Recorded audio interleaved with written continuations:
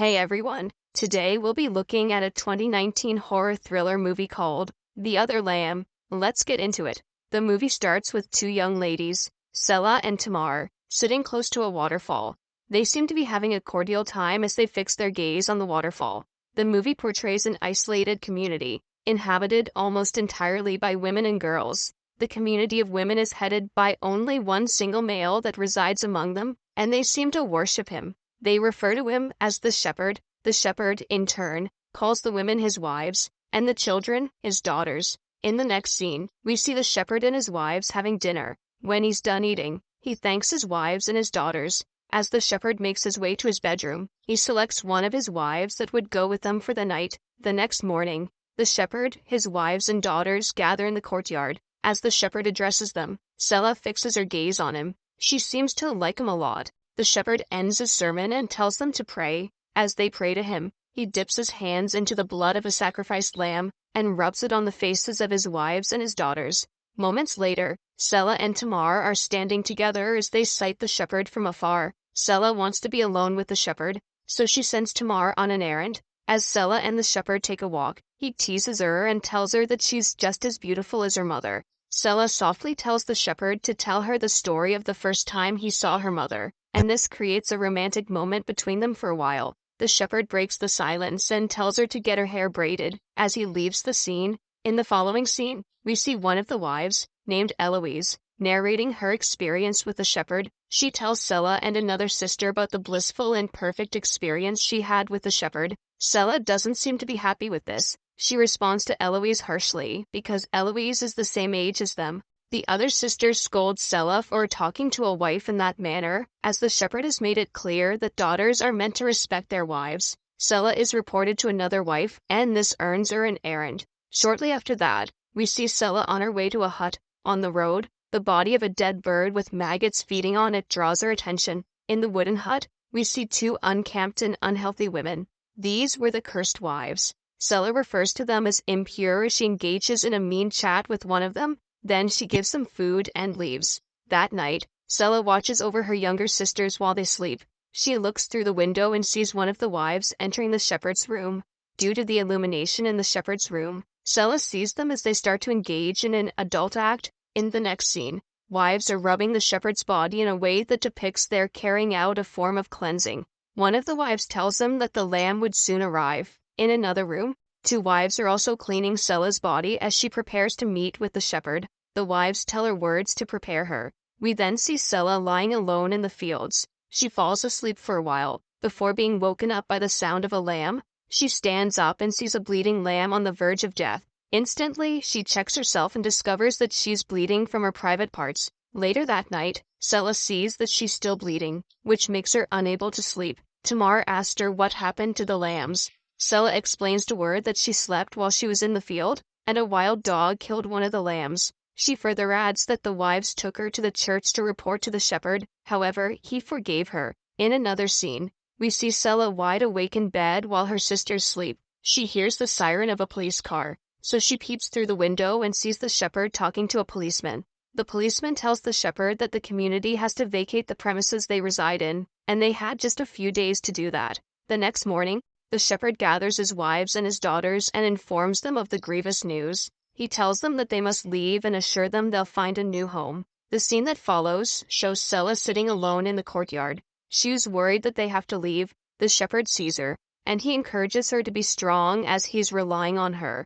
The community gathers, with their belongings and flock, and they set out on a journey to find a new place to live. They walk through the forests and mountains, pitching their tents to rest at night and setting out in the morning to continue their journey. That night, Sela has a nightmare. She sees herself in a body of water with two other sisters, then the shepherd killing a lamb, after which she sees a decaying lamb and her garment stained. The next day, during their journey, they come across an abandoned house in the forest. The women go in and check the house. However, the shepherd tells them they cannot stay there, as it's a broken place made by broken people. So they pitch their tent outside the house. At night, Sela is sitting alone beside the fire. She fixes her gaze on the shepherd's tent. Later, she enters the house and stares at a picture on the wall that seems to have caught her attention earlier that day.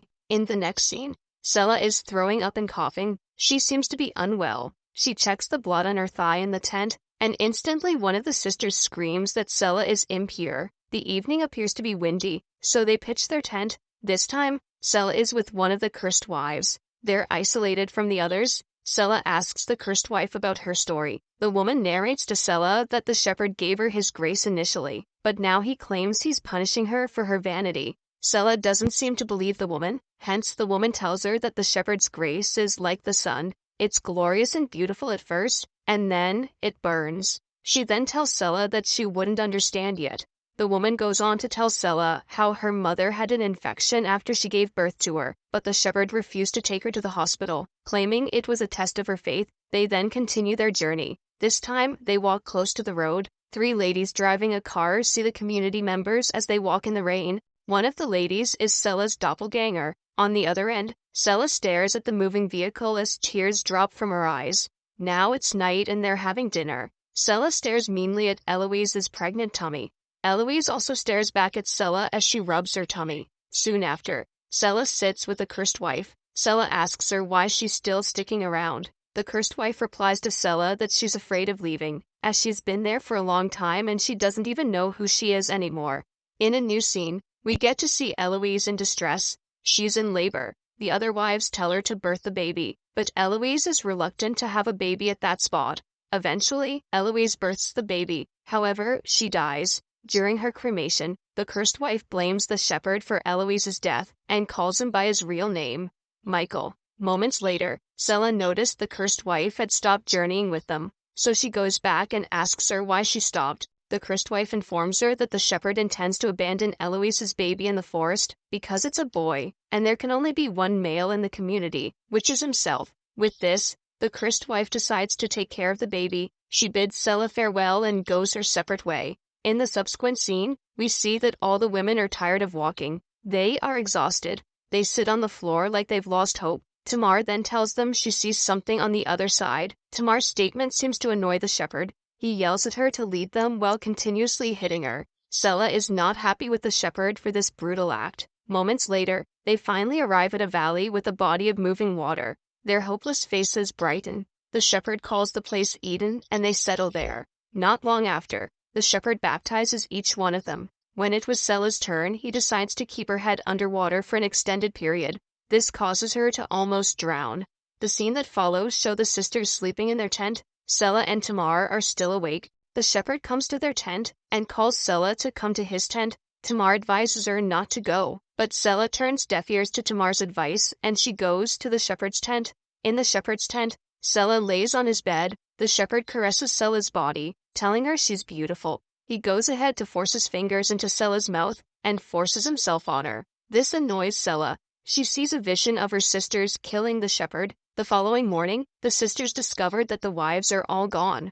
They search the woods and then go to the shore, where they see the shepherd kneeling with the garments of the wives, but the wives are nowhere to be found. The shepherd tells them he had to take that path for the daughters to become wives. He beckons on Sela, calling her his wife. Sela responds by telling him he's not their shepherd, and she doesn't want his grace. Sela's statement annoys the shepherd, and he slaps her. This makes Sela furious, and she retaliates by slapping him. In the final scene, 2 patrol officers found the lifeless bodies of the wives in the marsh. The 2 officers go into the forest, and they find the shepherd's body tied in between 2 trees with a ram's horn on his head. The movie ends with the sisters gathering together, with Sela holding a kid.